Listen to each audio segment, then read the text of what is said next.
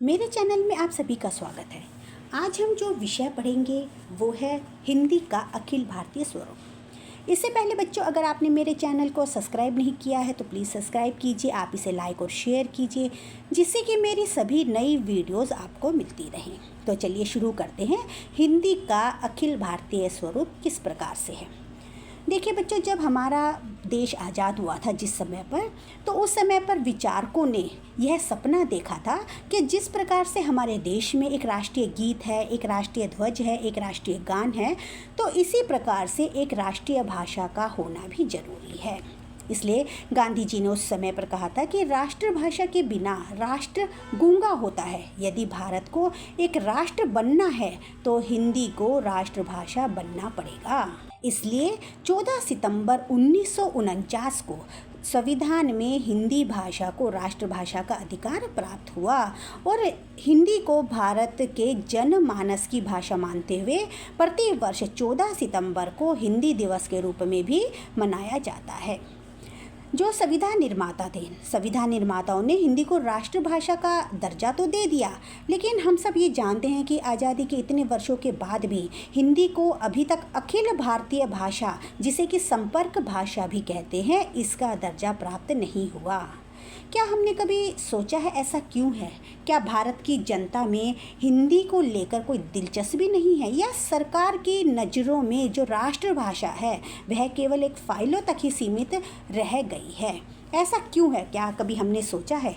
लेकिन हम शायद हमें ये भूलना नहीं चाहिए कि आदिकाल, भक्ति काल, जो रीति काल था और आधुनिक काल में हिंदी का जो है, इन कालों में ही पालन पोषण हुआ है और हिंदी भाषा राष्ट्र भाषा बन विश्व की सबसे अधिक बोली जाने वाली तृतीय भाषा के रूप में विद्यमान है। हिंदी भाषा का इतिहास जो है वो लगभग 1000 वर्ष पुराना माना जाता है। मध्यकालीन भक्ति युग जो है वो हिंदी भाषा का उसे स्वर्ण युग भी कहा जाता है। इस युग में कवियों ने जन जन तक बात पहुंचाने के लिए हिंदी का ही सहारा लिया था।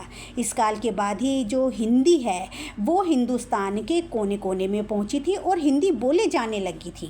हिंदुस्तान में भले ही लोग व्याकरण या बोलचाल में कुछ अशुद्धियां करते हों, लेकिन उसके बाद भी हिंदी को ही अपनी मातृभाषा और राष्ट्रभाषा मानते हैं।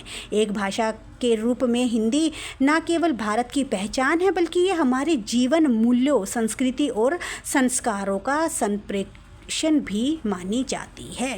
ये भाषा हमारी पारंपरिक ज्ञान, प्राचीन सभ्यता और आधुनिक प्रकृति के बीच एक सेतु का काम करती है। यानी कि जो हिंदी है वो इतनी महत्वपूर्ण मानी गई थी उस समय में, उस काल में, कि जो हमारी जितनी परंपराएं हैं, जो हमारी सभ्यताएं हैं, उन्हें जोड़ने और उनमें तालमेल रखने का जो काम था वो हिंदी के द्वारा ही किया गया है।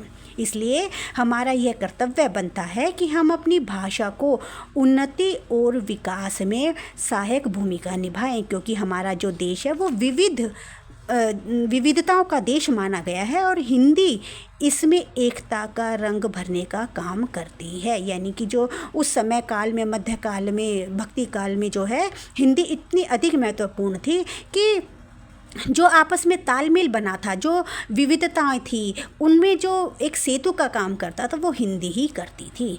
लेकिन इसके बाद भी आखिर क्या है ऐसा कि हम हिंदी को अभी तक राष्ट्रीय स्तर पर सम्मानजनक स्थान दिलवाने में पूरी तरह से कामयाब नहीं हो पाए?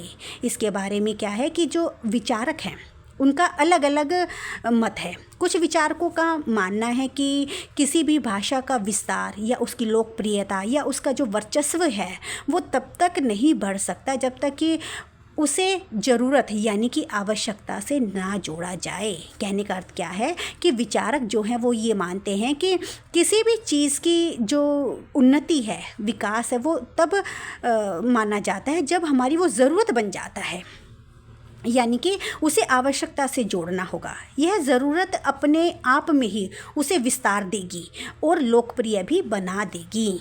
आज के समय में हिंदी को ज़रूरत से जोड़ना अत्यंत आवश्यक है, क्योंकि कहीं ना कहीं हिंदी की तुलना में जो अंग्रेजी भाषा है उसने अपने आप को ज़रूरत से हर तरीके से जोड़ लिया है। आज लोग हिंदी की अपेक्षा अंग्रेजी में बात करना, अंग्रेजी में सभी कार्य करना अधिक पसंद करते हैं।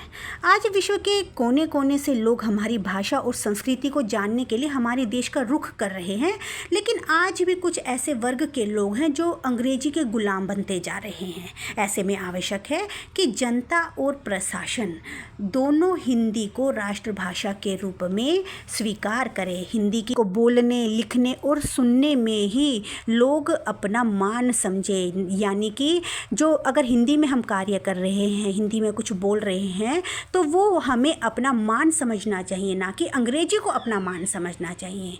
बच्चों को भी हिंदी बोलने, सुनने और लिखने के लिए प्रेरित करें।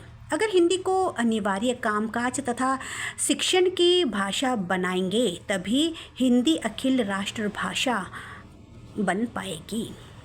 अगर देखा जाए तो जो उच्च अध्ययन है, ख़ास तौर पर विज्ञान, टेक्नोलॉजी, चिकित्सा शास्त्र, प्रबंधक आदि के अध्ययन के लिए हम इस स्तर की पुस्तकें तैयार नहीं कर सके। कहने का अर्थ ये क्या है कि जो भी आज भी जो हाई लेवल की जो पढ़ाई है, उच्च शिक्षा है, जो जैसे साइंस से लेकर या टेक्नोलॉजी से लेकर कोई भी अगर हम आज बुक्स उसकी उठाकर देखेंगे तो वो हिंदी में उपलब्ध ही नहीं है, यानी कि हिंदी में उसकी पुस्तकें अभी तक तैयार ही नहीं की गई हैं। ऐसा ही अनेक बहुत सी ऐसी बातें हैं जिनका उल्लेख किया जा सकता है। इसलिए इन बातों पर खुलकर चर्चा होनी चाहिए। ऐसा नहीं है कि हिंदी में सुंदर भविष्य उज्जवल नहीं है, यानी कि हिंदी में भी भविष्य उज्जवल बनाया जा सकता है। वह धीरे धीरे अखिल भारतीय स्वरूप भी ले रही है, लेकिन इसके लिए हिंदी प्रेमी जो हैं उनको बहुत काम करना होगा। कहीं ना कहीं एकजुट होकर युद्ध स्तर पर राष्ट्रभाषा हिंदी की अस्मिता की रक्षा के लिए संघर्ष करना होगा। बेशक आम बोलचाल में हिंदी का प्रयोग अधिक होता है, लेकिन जो अच्छी नौकरियां हैं या जो उच्च अध्ययन के लिए आज भी अंग्रेजी का ही दबदबा बना हुआ है। यानी कि अगर हम जैसे कहीं पर भी एडमिशन लेने जाते हैं तो वहाँ पर अंग्रेजी का आना, अंग्रेजी का बोलना, लिखना वो अनिवार्य होता है, लेकिन हिंदी बोलना आ रही है, लिखनी आ रही है, उस चीज़ को अनिवार्यता के साथ नहीं जोड़ा जाता। अगर यहाँ पर निजी क्षेत्रों के संस्थानों की बात की जाए तो इन संस्थानों में हिंदी की स्थिति तो और भी दयनीय बनी हुई है। मात्र कमाने के लिए ही इस संस्थाओं पर हिंदी का दोहन किया जा रहा है। जो लोग हिंदी के में सीधे सीधे आजीविका या अन्य तरीकों से जुड़े हुए हैं, वे तो हिंदी के अनुयायी हैं ही। यह उनका धर्म है, उनका नैतिक कर्तव्य है कि वे हिंदी का पक्ष लें, हिंदी में काम करें और हिंदी का प्रचार प्रसार भी करें। लेकिन इसके साथ साथ बाकी देशवासियों का भी यह कर्तव्य बनता है कि वे सब भी हिंदी को बोलने तथा समझने का प्रयास करें। खास तौर पर दक्षिण भारत के लोग जिन्हें हिंदी नहीं आती, ये लोग टूटी फूटी हिंदी ही बोले, लेकिन बोले तो सही। ऐसा माना जाता है कि देशभक्त जो देशभक्ति है वह केवल देश की रक्षा तथा देश की सीमा पर ही नहीं होती, बल्कि देश के अंदर बढ़ रहे अंधकारों को भी ज्ञान भरने की होती है। यानी कि अगर हम देश की सुरक्षा कर रहे हैं तो इसका मतलब ये नहीं है कि हम देश की सीमाओं पर खड़े होकर ही सुरक्षा कर रहे हैं और हमारे देश में अंधकार फैला हुआ है। और प्रत्येक व्यक्ति ये संकल्प भी ले कि हमें अपनी मातृभाषा को अपनाना है। हम सबको मिलकर देश के अंदर अपनी मातृभाषा जो कि हमारी माँ के समान है, उसके सम्मान के लिए एकजुट होना होगा।